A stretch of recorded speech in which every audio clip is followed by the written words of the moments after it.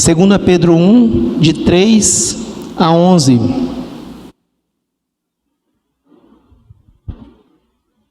Queridos, a gente não está fazendo um momento do dízimo, né? Só para evitar levantar, para a gente não ter problema, mas se você trouxe seu dízimo, a sua oferta, as pessoas estão transferindo para a conta da igreja. Se você quiser colocar no gasofilácio, a gente vai contabilizar e fazer o de praxe, né? Entregar para o tesoureiro. Se você quiser, o gasofilácio está aqui e você pode contribuir, e depois os diáconos fazem a contagem e passa para o tesoureiro. 2 Pedro 1, de 3 a 11. Visto como pelo seu divino poder nos tem sido doada todas as coisas que conduzem à vida e à piedade, pelo conhecimento completo daquele que nos chamou para a sua própria glória e virtude, pelas quais nos têm sido doadas as suas preciosas e muito grandes promessas, para que por ela vos torneis coparticipantes da natureza divina, livrando-vos da corrupção das paixões que há no mundo. Por isso mesmo, vós, reunindo toda a vossa diligência, associai com a vossa fé a virtude, com a virtude o conhecimento, com o conhecimento o domínio próprio, com o domínio próprio a perseverança, com a perseverança a piedade, com a piedade a fraternidade, com a fraternidade o amor. Porque todas as coisas existindo em vós e em vós aumentando, fazem com que não sejais nem inativos, nem infrutuosos, no pleno conhecimento do nosso Senhor Jesus Cristo. Pois aquele a quem essas coisas não estão presentes é cego, vendo só o que está perto, esquecido da purificação dos seus pecados de outrora. Por isso, irmãos, procurai com diligência cada vez maior confirmar a vossa vocação e eleição, porquanto, procedendo assim, não tropeçareis em tempo algum, pois desta maneira é que vos será amplamente suprida a entrada no reino eterno de nosso Senhor e Salvador Jesus Cristo. Irmãos, o livro de 2 Pedro, o livro de 1 Pedro foi escrito para a igreja, para trazer algumas questões práticas da igreja. E o livro de 2 Pedro foi escrito para alguns irmãos que estavam confusos e estavam sendo perseguidos na sua fé. A vida cristã é uma caminhada, né? E você que lê o apóstolo Paulo, ouve o apóstolo Paulo falar isso o tempo todo. Eu prossigo para o alvo, eu vou, eu estou caminhando. E o apóstolo Paulo usa muito essa expressão, e os outros apóstolos também, porque a vida cristã é uma consciência de onde nós saímos, para onde nós vamos e o processo que se dá nesse caminho entre onde nós saímos e de onde nós vamos. O problema é que nós nos programamos para muita coisa, né? Esses dias eu vi o Anderson, acho que ele mandou no grupo dos jovens, incentivando os jovens a fazer uma organização pessoal. Eu vi uma agenda do Anderson assim: acordar às 4h30, não sei o que exercício, não sei o que devocional, estudar. Aí tem toda uma planilha, para ele completar no final do dia, que a gente cansa só de ler. Eu cansei só de ler a planilha dele. E nós nos programamos na nossa vida financeira, nós nos programamos na nossa vida intelectual, nós nos programamos na nossa vida emocional, né?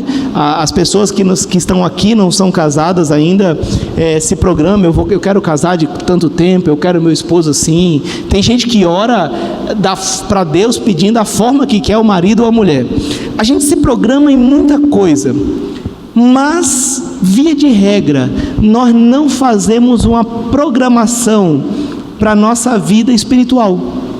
A gente não para e fala assim: olha, eu vou fazer isso, eu vou ser isso, ou então eu vou ler tantos livros, eu vou ler a Bíblia, eu vou fazer tanto em missões, eu vou gastar tanto do meu orçamento em missões. Geralmente a gente não se programa para isso. E o apóstolo Pedro está ensinando a respeito dessa progressão no Evangelho, na caminhada. E esse texto, às vezes, é muito confuso para nós, principalmente para nós que somos, que acreditamos na soberania de Deus, que Deus já resolveu, já escolheu, já salvou. A gente fica sempre em dúvida quando é a nossa parte. Quando que nós entramos em cena, quando Deus entra em cena. A gente não gosta nem de usar muito essas palavras para não ferir a soberania de Deus. Só que o apóstolo Pedro, ele nos ensina duas verdades nesse texto, e eu desejo muito que Deus fale ao teu coração. A primeira, que esse processo, ele é iniciado por Deus. Versículo 3: visto como pelo seu divino poder nos tem sido doado todas as coisas que conduzem à vida e à piedade, pelo conhecimento completo daquele que nos chamou para a sua própria glória e virtude, pelas quais nos tem sido doada as suas preciosas e muito grande promessa, para que vos torneis coparticipantes da natureza divina, livrando-vos da corrupção e das paixões que há no mundo.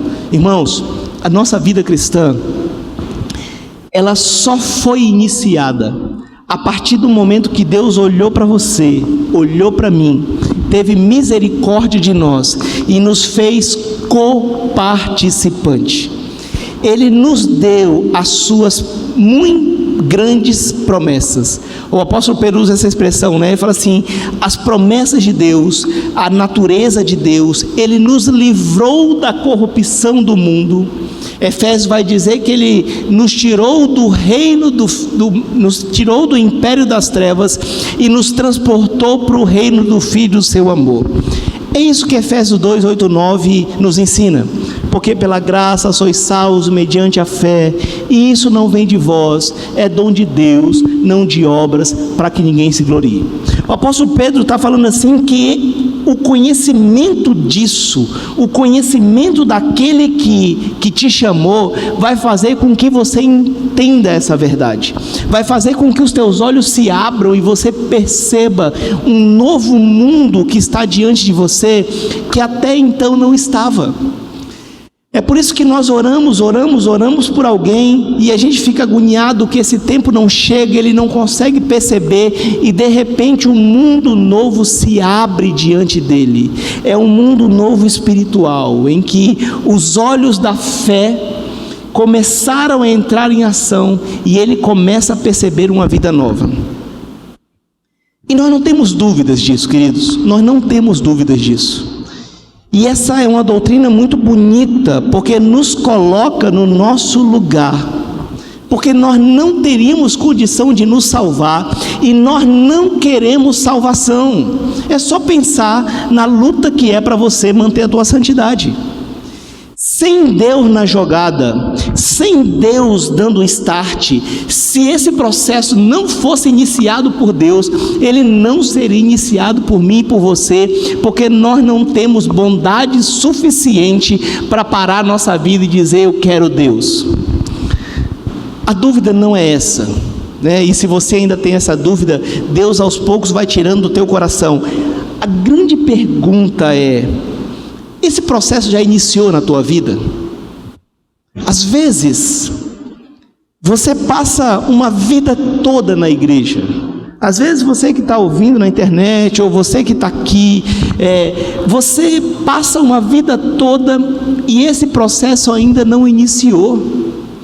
Você ainda não foi salvo. Você ainda não entregou a sua vida verdadeiramente para Jesus. Queridos, você é crente. Sabia que esse tempo de pandemia, de reflexão, ele me colocou em xeque, tem me colocado em xeque, ao ponto de me perguntar. Imagina para você, então, se eu estou me perguntando, imagina para você. Você é crente, queridos? Você já entregou a tua vida por Jesus? Você já fez um compromisso público diante de Jesus e falou para as pessoas: eu quero esse Jesus? Como nós costumávamos falar, né? Você já aceitou Jesus? Ontem e hoje, eu não sei se é todo dia, mas ali na Alexandre onde era a Honda ali, Alexandre com a José Amador dos Reis, naquele sinal, eu acho que é da Alexandre, tem um senhor que fica lá com a Bíblia na mão, pregando, sem microfone, sem nada, daquele bem moda antiga mesmo, né? E agora ele de máscara, e fala alto, e prega, e hoje eu parei a moto, ele com a Bíblia na mão, ele chegou bem perto de mim, olhou no meu olho, e falou assim: se arrependa, entregue a sua vida para Jesus enquanto é tempo, Jesus está voltando. E aquele velho foi vindo para cima de mim, falando aquilo, eu olhei para o lado e falei: pai, com você mesmo, se arrependa, entregue a sua vida para Jesus.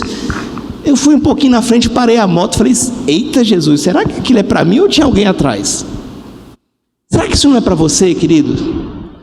Será que você não está precisando de salvação? Não se engane, vida comunitária, vida de igreja não quer dizer salvação. Não se engane, o teu filho não é salvo por osmose.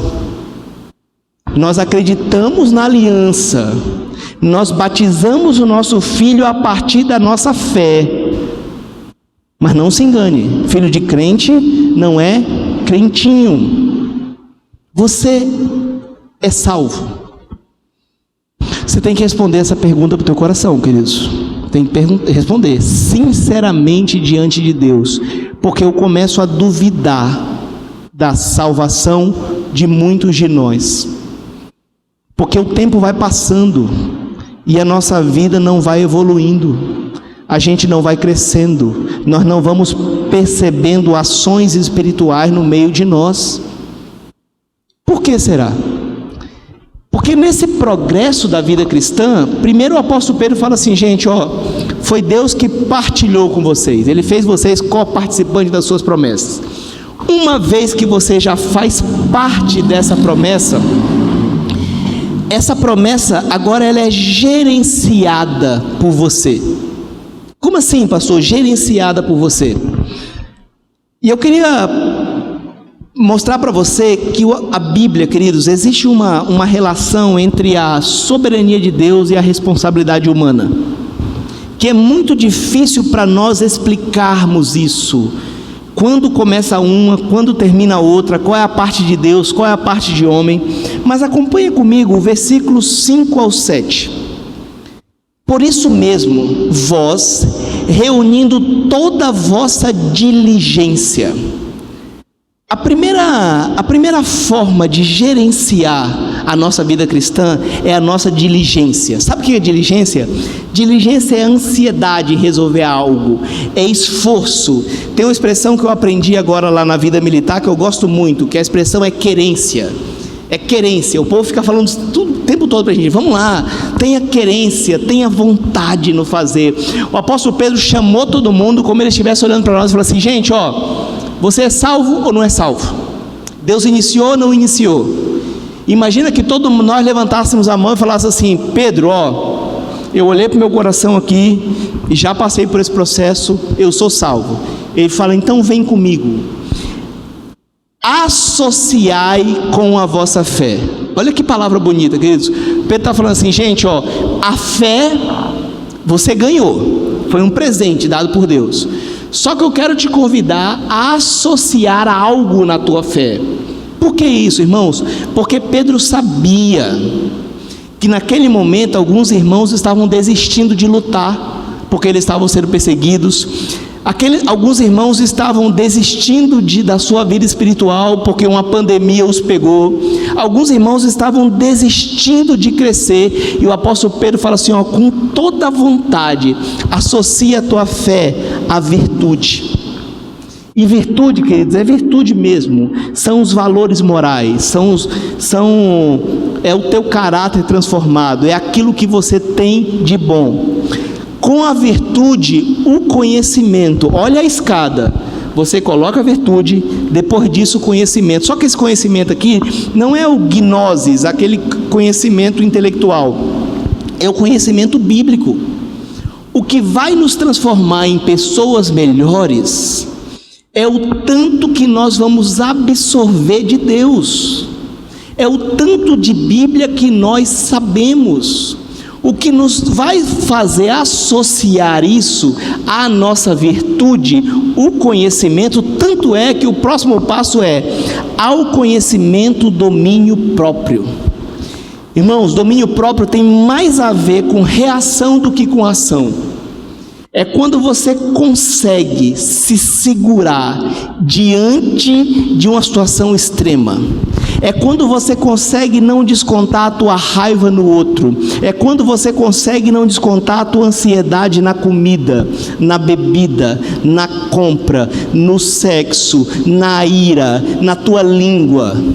É quando você consegue um crescimento espiritual tão grande que você tem virtude, conhecimento e agora você tem domínio próprio.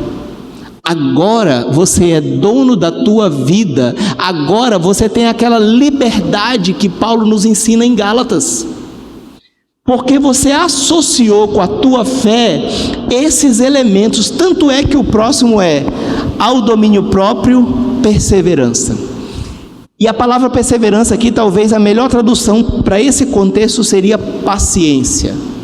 Alguém que consegue esperar o tempo certo, alguém que consegue olhar uma situação, ter o ímpeto de fazer, segurar a onda e pensar, não está na hora, não está na hora. Eu não sei se você já acompanhou luta de boxe, só que os bons boxeadores têm uma coisa muito interessante. Eles, quando vem um boxeador muito afoito, ele se segura e ele começa a receber aquelas pancadas e vai dando uma agonia que ele nem cai e ele nem reage, e a gente acha que ele está entregue. Não, ele está aqui esperando. Na hora que o outro cansa, ele se enche de ar e vai para a ação. Queridos, na nossa vida cristã, quando você passou pelo processo de transformação, você associa virtude, conhecimento, domínio próprio, paciência, e depois disso você vai ter piedade. Piedade, queridos, é aquela pessoa que tem uma vida cristã verdadeira, que consegue se entregar, chorar, ter relação com Deus, ter amor ao próximo. Só que para isso existe um caminho. A gente não consegue ser piedoso se a gente não conhecer de Bíblia. A gente não consegue ser piedoso se a gente não tiver virtude. A gente não consegue ser piedoso se a gente não tiver domínio próprio. A gente não consegue ser piedoso se nós não tivermos perseverança. E depois da piedade, fraternidade. Veja que Pedro usa essa palavra, ele não está falando de irmãos de sangue, mas ele está dizendo assim, o crente que associou tudo isso à sua vida, ele vai ter um amor fraternal, ele vai olhar o Igor, que não é sangue do meu sangue, mas ele vai olhá-lo com amor, como se fosse o meu irmão, porque todos temos o mesmo Pai, e depois disso, com fraternidade, o amor. E o apóstolo Paulo vai dizer que o amor é o vínculo da perfeição. O amor é a linha e a agulha que sai costurando tudo isso. Queridos, você tem diligência na tua vida cristã? Você tem querência? Você tem vontade de associar tudo isso à tua fé? Porque até ler isso aqui cansa. Você fala, pai, será que é tudo isso? Virtude, conhecimento, domínio próprio, perseverança, piedade, fraternidade e amor. É por isso que é uma caminhada. É por isso que é algo que você tem que se esforçar. É por isso que é algo que você tem que gerenciar. Porque, queridos, se nós fôssemos para a glória amanhã, amém. Não precisava fazer esforço nenhum, era só dormir hoje e acordar na glória, mas a gente não sabe quando nós vamos para a glória. E às vezes eu tenho percebido e olhado pessoas que vivem como se eles fossem para a glória amanhã. Foram salvos e acabou. Não acabou. Foi salvo, começou. Depois dessa diligência, nós precisamos do comprometimento. Dá uma olhada no versículo 8 e 9.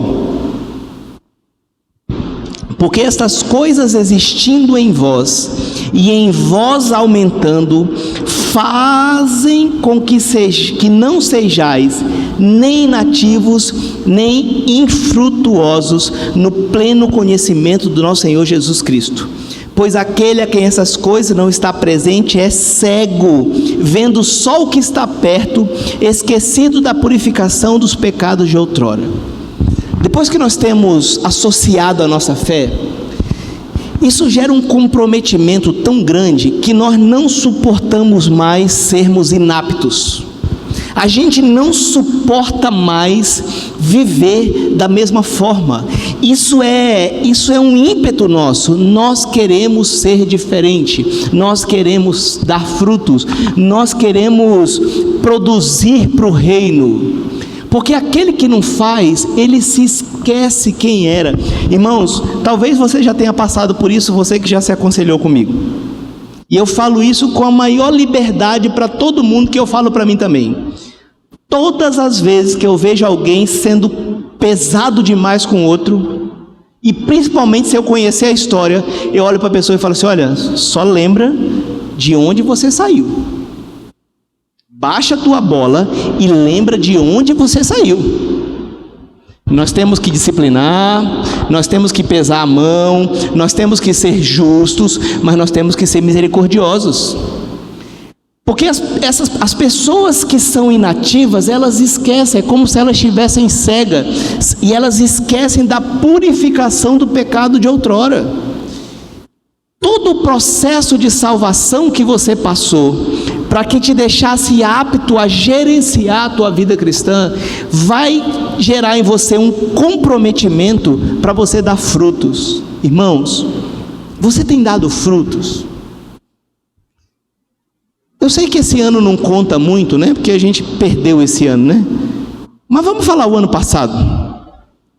Em 2019, quem é que está sentado nessa igreja fruto do teu trabalho espiritual? Ou em outra igreja, não necessariamente na nossa. Qual foi a alma que você ganhou para Jesus? Eu sei que essa não é a melhor expressão, mas é a que a gente mais conhece. Qual foi a alma que você ganhou para Jesus? Qual foi o fruto que você deu? Queridos, quantas pessoas nós batizamos nessa igreja no ano passado? Você lembra? Você lembra? Não deu 10. Não deu 5. Não deu 3. Ah, pastor, mas a gente não pode medir por número. Para, irmãos, para. Isso é discurso de fracassado. Isso é discurso de fracassado. Tudo que tem qualidade tem quantidade. Tudo que tem qualidade tem quantidade, isso é natural. Se uma coisa é boa, eu quero para mim. Se o reino dos céus é tão bom, se nós passamos por esse processo tão maravilhosos, por que nós não estamos dando fruto?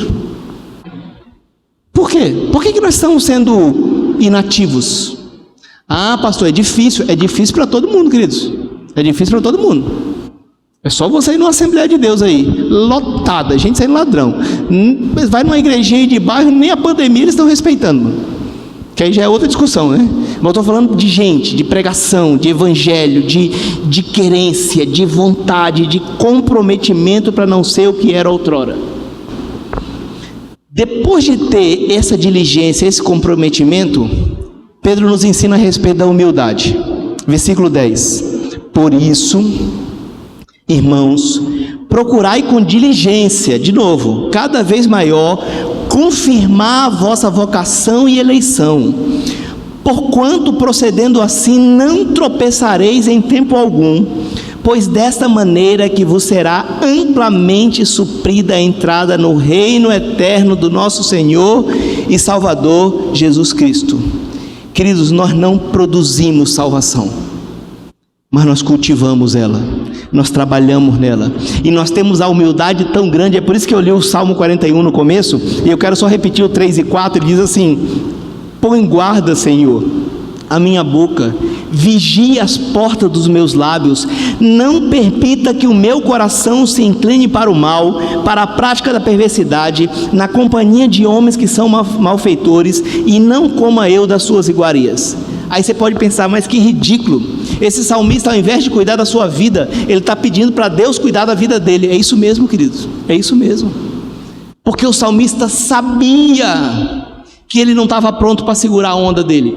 O salmista sabia que existia uma caminhada rumo a essa perfeição da varonilidade do varão perfeito, como diz a Bíblia. E o salmista diz assim: Senhor, então me ajuda, me ajuda. Como Pedro, que Jesus vai batizar, pede para batizar, e Pedro fala assim: não, Senhor, não, eu não posso. Aí Jesus fala assim: se não for batizado, não vai entrar. Pedro fala: então lava tudo. Então me guarda, então me cura, então me ajuda. Veja, queridos, que é muito sensível essa parte entre qual que é a relação de Deus e qual que é a nossa. Só que o Senhor nos deu um presente, nos fez coparticipante. Ele nos deu as suas promessas, e Pedro te chama e me chama a associar a essa promessa a nossa diligência, o nosso comprometimento e a nossa humildade. Queridos, como a vida cristã é uma caminhada rumo ao céu, e o início dela, nós não temos ingerência sobre ele, na caminhada nós temos. E eu estou muito preocupado com a minha vida, com a vida da nossa igreja, com a vida da nossa instituição, Igreja Presbiteriana. Ano passado, nós crescemos 2% no nosso presbitério. Você imagina esse ano de pandemia, como é que vai ser o relatório do nosso presbitério? Quanto nós crescemos? Nós não estamos conseguindo, queridos. Nós não estamos conseguindo entender que nós temos um trabalho a fazer. Ei, você foi salvo. Deus te tirou de uma desgraça que se chama vida em pecado. Deus te limpou, Deus te abraçou, Deus te colocou uma roupa, Deus te colocou uma aliança, Deus te colocou sandália, Deus te chamou de filho, Deus colocou um selo em você e disse para Satanás: Satanás, esse aqui você não toca porque é meu. Mas ele não te levou para a glória, ele te deixou aqui. E se ele te deixou aqui, você tem um trabalho a fazer. E esse trabalho envolve a tua vontade, envolve a tua diligência, para associar a virtude, o conhecimento, o domínio próprio, a perseverança, a piedade, a fraternidade, o amor. Essa salvação envolve o teu comprometimento a não ser inativo. Irmãos, tem crente que passa a vida toda na igreja e nunca discipulou uma pessoa. Não sabe o que é sentar e ensinar a Bíblia para uma pessoa. Não sabe o que é falar de Jesus para uma pessoa.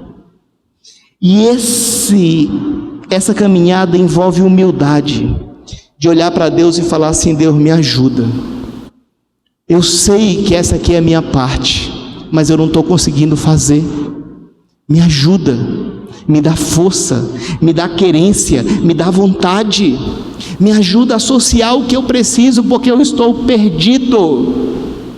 A impressão é que nós estávamos perdidos, veio a pandemia, aí fez com que nós nos perdêssemos de vez, e agora a gente está falando assim: o que faz? O que está fazendo? Queridos, enquanto nós estamos aqui dando graças a Deus porque a gente conseguiu voltar, com poucos se reunindo, tem gente reclamando do horário do culto que é sábado. Meu Deus do céu, eu não consigo entender, cara. Consigo entender como, ao invés de festejar porque a gente está junto, tem um cidadão que fica reclamando que o culto não é no domingo e é nesse horário. Eu não consigo entender. Eu não consigo entender como a nossa vida está tão ruim e a gente consegue planejar estudo, a gente faz pós, a gente faz mestrado, a gente rala no trabalho para ter participação no lucro, a gente se prepara, a gente estuda para concurso, mas a gente não planeja a nossa vida espiritual. Por quê? Porque nós aprendemos errado, porque a gente achou que era só ser salvo e acabar. Ei, a salvação é o começo, a salvação é o start, e você e eu temos parte nisso. nós temos a responsabilidade de associar a nossa fé a essas virtudes. Nós temos responsabilidade em não sermos inativos.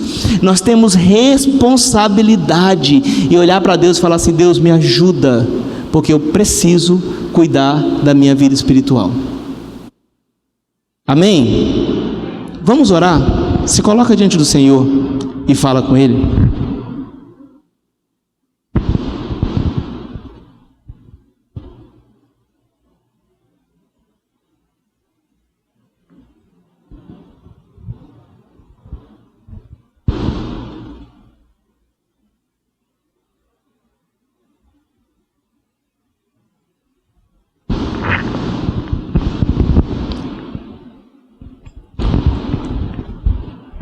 Deus querido, o Senhor nos deu o maior e melhor presente que nós poderíamos ganhar. O Senhor nos deu algo que nós não temos condição nem de comprar, que é a nossa salvação. E nós te somos gratos, Pai. Nós não sabemos nem expressar o tamanho da nossa gratidão. Mas quando nós olhamos para nós, quando olhamos para trás, quando olhamos para a nossa vida, muitas vezes, Pai, nós temos percebido que nós não estamos cuidando desse presente. Nós não estamos associando ele às virtudes, a compaixão, o domínio próprio, o fruto do Espírito, tudo aquilo que a Tua palavra nos coloca para fazer. Quando olhamos para a nossa vida, percebemos que muitas vezes nós continuamos inativos, cegos, sem perceber a grandeza que foi o perdão dos nossos pecados. Deus, tem misericórdia de nós, anima o nosso coração, faz um avivamento no meio de nós com Teu Espírito Santo, Senhor. Mexe com as nossas vidas, Senhor. Não nos permita a indiferença, não nos permita a insensatez de viver só esperando o Senhor voltar, sem trabalhar, sem fazer, sem proclamar o Teu Evangelho. Tem misericórdia de nós, e que o Espírito Santo do Senhor nos mova, nos aviva, toque em nós. Que o Senhor faça um rebuliço no nosso coração, Pai, ao ponto de associarmos à nossa fé tudo aquilo que agrada ao Senhor, ao ponto de transformarmos a nossa vida e a vida das pessoas que estão ao nosso lado, a partir da Tua palavra. Essa é a nossa oração, em nome de Jesus, amém. Queridos, que a graça do Senhor Jesus, o amor do Pai e as ternas consolações do Espírito Santo sejam com você hoje